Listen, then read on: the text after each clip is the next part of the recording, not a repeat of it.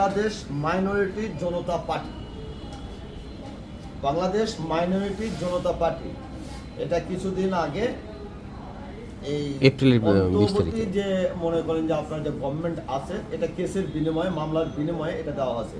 বিগত মনে করেন যে হাসিনা সরকার এটা দেয় নাই, উনি কারচুপি করে, আমি বলবো উনি কারচুপি করেই 10টা, আমার জানার মতো 10টা ছাঁটাই করেছিল। 10টার মধ্যে এইটা ছিল, এইটা ছিল, লাস্টে 5টা আসছিল আমার মনে হয়, যতদূর যদি ভুল না হয় 5টার মধ্যেও এইটা ছিল।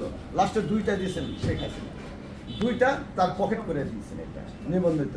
তারপরে এটা প্রত্যেকটা এই যে গণ অধিকার বা এর সেটা আরো কয়েকজন আছে, দুইটাও দেয় না, ও দুইটাও দেয় না, দুইটা দেয় না, ওটা না, না, দুইটা তো এটা ফোকাসে পাচ্ছে। আচ্ছা, অতীত যেটা যায় গেছে সেটা বাদ দেন। আমি যেটা হয়েছে এটা বাদ একটু দেন। বলি, তারপরে আপনি বুঝতে পারবেন।